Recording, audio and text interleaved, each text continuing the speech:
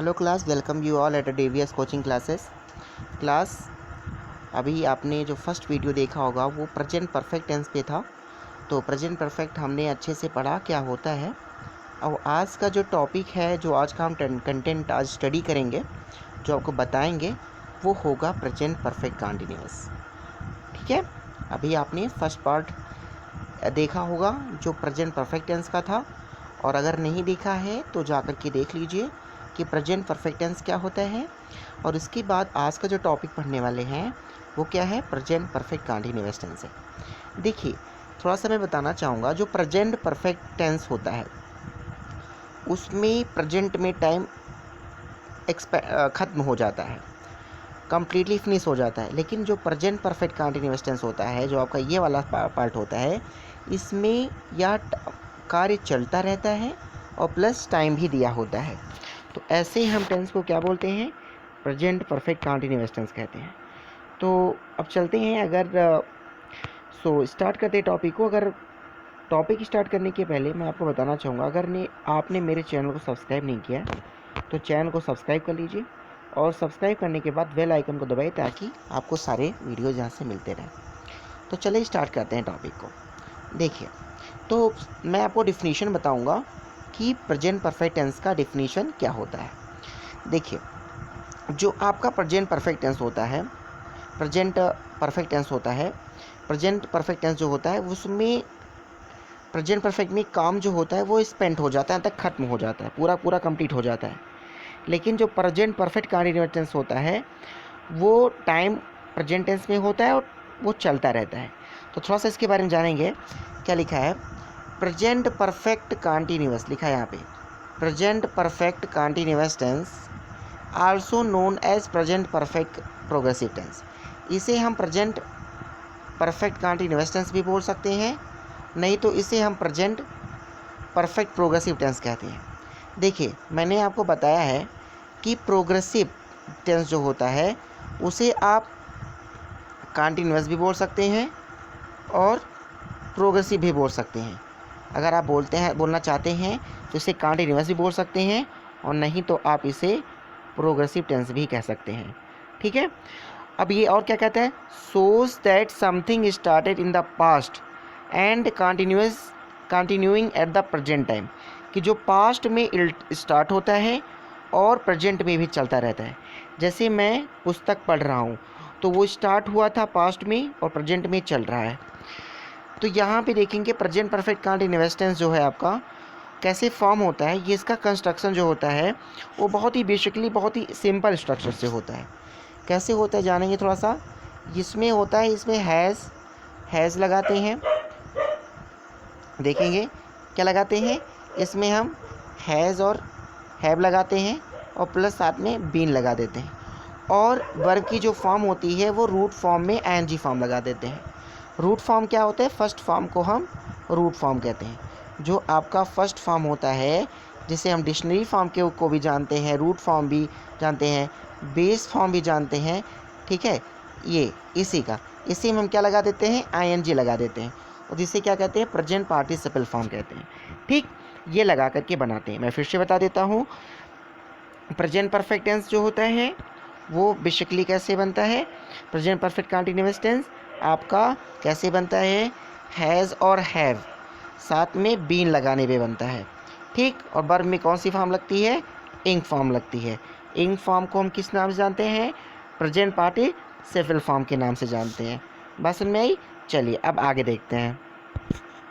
देखिए, थोड़ा सा स्टडी करेंगे। यहाँ पे क्या लिखा है, in present perfect continuous tense we use has been और have been first form of the verb ing form, जिसे प्रेजेंट पार्टिसिपल फॉर्म भी कहते हैं। और इसमें सिंस और फॉर का यूज होता है, किससे, टाइम के लिए। चलिए और समझते हैं थोड़ा सा।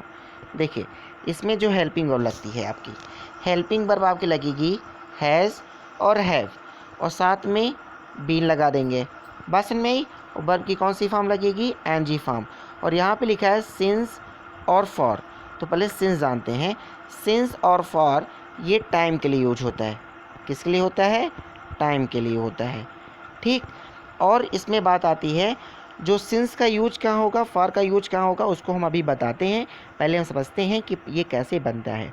इसमें वर्ब की जो फॉर्म होती है वो वर्ब की फर्स्ट फॉर्म में एनजी फॉर्म लगाने से बनती है, और एनजी फॉर्म लगाएंगे और साथ में हैज़ बीन और हैव बीन का यूज करेंगे, वर्ब की फर्स्ट फॉर्म प्लस आईएनजी। ठीक, और टाइम के लिए सिंस और फॉर्म का यूज करते हैं। देखिए अब आगे क्या बता रहा है, लिखा है, ध्यान से देखेंगे। देखिए लिखा है has been is use with he she it and singular noun. देखिए जो आपका हैज़ बीन होता है, ये वाला पार्ट, ये सिर्फ सिंगुलर के साथ होता है। और सिंगुलर में क्या क्या, जैसे आपका ही हो गया, सी हो गया, इट हो गया, ऐसे बहुत सारे, जैसे आपका राम हो गया, ये आपका सिंगुलर है, श्याम हो गया, सिंगुलर है। तो इसके साथ हम किसका यूज करेंगे, हैज़ बीन का यूज करेंगे। और सेम आपका ऐसे ही आता है, नेक्स्ट देखेंगे, हैव बीन का जो यूज होता है वो किसके साथ होता है, वो आई, वी, यू, दे और कोई भी प्लूरल नाउन्स होता है उनके साथ होता है। बात समझ में आई। ही सी इट सिंगुलर के साथ हैज का यूज़, और आई, वी, यू, दे प्लूरल के साथ हैव का यूज होता है। और देखिए यहाँ पे क्या लिखा है, फिर थोड़ा सा जानेंगे। देखिए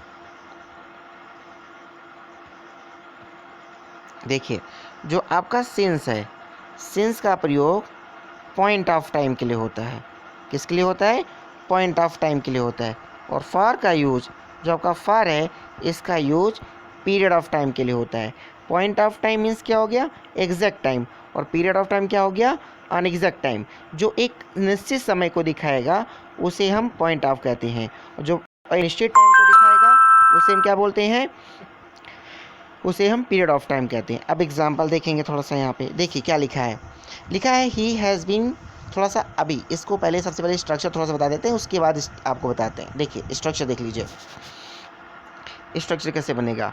देखिए स्ट्रक्चर जो होता है वो कैसे बनता है, बहुत ध्यान से देखेंगे। स्ट्रक्चर जो आपका पॉजिटिव सेंटेंस होगा, पॉजिटिव सेंटेंस में कैसे बनता है, देखिए पॉजिटिव में क्या होता है, सबसे पहले हम सब्जेक्ट लगाते हैं, उसके बाद हैज़ या हैव लगाते हैं, बीन लगाते हैं, उसके बाद वर्ब की फिफ्थ फॉर्म लगाते हैं जो आपकी एनजी फॉर्म होती है। नेक्स्ट है आपका जो आपका नेगेटिव सेंटेंस होता है, नेगेटिव सेंटेंस जो होता है उसको देखेंगे ध्यान से। नेगेटिव सेंटेंस जो होता है, नेगेटिव सेंटेंस में सबसे पहले सब्जेक्ट, फिर हैव और has plus not plus been plus verb की फिफ्थ फॉर्म यानी एनजी फॉर्म। और इंटरोगेटिव सेंटेंस में कैसे लगता है, उसमें हम क्या लगाते हैं, हैव या हैज को सबसे पहले सब्जेक्ट के पहले रखते हैं, सब्जेक्ट के अकॉर्डिंग टू, बीन लगाते हैं, वर्ब की फिफ्थ फॉर्म लगाते हैं, और लास्ट में क्वेश्चन मार्क लगा देते हैं। अब थोड़ा देखेंगे क्या लिखा है, फर्स्ट में आपका दे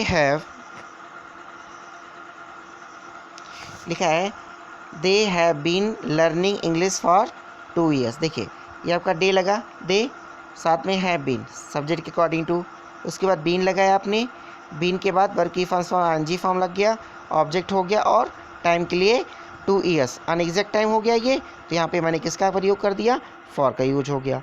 सेम आपका ऐसे होता है दे अगला sentence, they have not been learning English for 2 years। देखिए ये कैसा सेंटेंस हो गया, ये एक ऐसा सेंटेंस हो गया जिसमें सबसे पहले आपने दे का यूज किया है, दे का यूज हो गया। उसके बाद क्या कह रहा है, उसके बाद क्या कह रहा है, ध्यान से देखेंगे। देखिए उसके बाद क्या हो रहा है, देखिए उसके बाद दे के साथ हैव बीन लगाया आपने, नॉट लग गया साथ में, और लर्निंग इंग्लिश फॉर 2 years, साथ में मैंने नॉट को क्या रखा, हैव के साथ रख दिया। ठीक, उसके बाद देखिए उसके बाद क्या हुआ, देखिए दे हैव लगाया आपने, not been learning English for 2 years, ये सेंटेंस हो गया आपका। ऐसे ही आपको सेंटेंस बनाने हैं। अब अगला देखिए, लिखा है हैव हैज़, सब्जेक्ट का स्ट्रक्चर जो बनाया था मैंने इंटरोगेटिव का, इसमें क्या लगाएंगे आप, इसमें लगाएंगे, देखिए इसमें आप लगाएंगे हैव को आगे कर देंगे, फिर दे लगाएंगे, फिर बीन, लर्निंग लास्ट में क्वेश्चन मार्क लगा देंगे। तो ये सारे हो गए यूजेस कैसे होते हैं। पॉजिटिव में प्लस पॉइंट यूज होता है, नेगेटिव में जाते हैं तो नेगेटिव स्ट्रक्चर होते हैं जो नॉट लगता है हैज़ हैव के साथ लग जाता है, बीन के हैज़ और हैव हैज़ के बीच में जो है नॉट का यूज होता है। और क्वेश्चन मार्क, ये आपका क्वेश्चन मार्क जो लगता है वो लास्ट में लगता है क्वेश्चन मार्क या इंटरोगेटिव सेंटेंस में। तो ये सारा रहा। अब आगे देखिए कैसे पढ़ेंगे। देखिए अब थोड़ा सा और देखेंगे यहाँ पे एग्जाम्पल। तो लिखा है, अगला एग्जाम्पल है इसमें, he has been crying for 3 hours. तो यहाँ पे स्पेसिफिक टाइम के लिए क्या लगता है, सिंस, और अनस्पेसिफिक टाइम के लिए फॉर का यूज़। आप एग्जाम्पल में देख सकते हो, बहुत ध्यान से देखिएगा, एग्जाम्पल में देख सकते हो, लिखा है ना, देखिए लिखा है he has been crying for 3 hours. तो देखिए फॉर 3 आवर्स, 3 घंटे से वह चिल्ला रहा है। तो यहाँ पे देखिए, और इसमें ध्यान दीजिएगा टाइम का जिक्र होता है, टाइम का जिक्र होता है। तो यहाँ पे देखिए लग गया। अगला है he has been getting ready since last 3 hours. ये स्पेसिफिक टाइम हो गया, तो यहाँ पे किसका यूज हुआ, सिंस का यूज हो गया, ये आपका हो गया सिंस का यूज। अगला है it has been raining cats and dogs since morning. Cat and dogs मतलब मूसलाधार वर्षा, और सिंस मॉर्निंग एग्जैक्ट टाइम हो गया, एग्जैक्ट टाइम हो गया, स्पेसिफिक टाइम, तो सिंस का यूज हो गया। अगला है Danny has been working like donkeys for 2 hours. ये देखिए यहाँ पर 2 घंटे से एक गधे की तरह डनी काम कर रहा है। तो यहाँ पे किसका हो गया, एग्जैक्ट टाइम हो गया कि अनएग्जैक्ट टाइम, 2 आवर्स लिखा है, अनएग्जैक्ट टाइम हो गया, तो यहाँ पे फॉर का यूज हुआ। तो ऐसे ही आपको यूज करना है और प्रैक्टिस करना है, और कोई प्रॉब्लम होती है तो आप कांटेक्ट कर सकते हैं, और फिर उसके बारे में और जो जानकारी होगी मैं नेक्स्ट वीडियो में बताऊंगा। Thanks for watching.